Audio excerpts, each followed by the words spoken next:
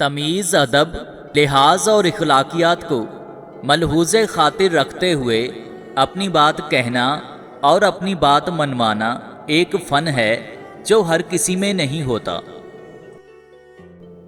محبتوں میں بدگمانی نہیں ہونی چاہیے۔ محبت کی ہے تو اعتبار کرنا سیکھو، اگر وہ خفا ہے تو اسے منا لو کہ محبت ہمیشہ اسی مان سے روٹھتی ہے کہ اسے منا لیا جائے۔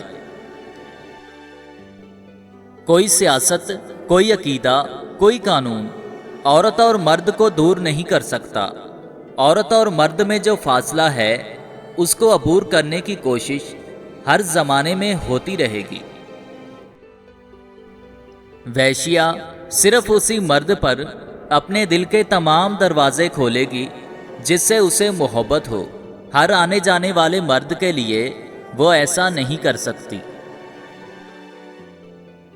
جو خوشی آپ دوسروں کی جیب میں ڈالتے ہو وہ ایک دن آپ کی جیب میں چھپ کر واپس آئے گی جب آپ غمگین ہوں گے۔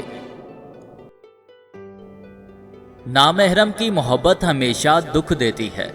یہ جو محبت ہے نا، یہ پاکیزہ اچھی لگتی ہے، کیونکہ حرام محبت ہمیشہ رسوا کرتی ہے۔ عورت کی دو چیزیں دیکھ کر سخت سے سخت مرد بھی پگھل جاتا ہے۔ نمبر 1 حسن، نمبر 2 اخلاق۔ ہو سکتا ہے کسی شخص کی نیت درست ہو، اس کا عکس دکھانے والے کی نیت درست نہ ہو، لہذا ہر سنی سنائی بات پر یقین مت کیا کریں۔ یا اللہ، تو رات کو جس طرح دن میں بدلتا ہے اسی طرح ہماری پریشانیوں کو آسانی میں بدل دے۔ آمین ثم آمین۔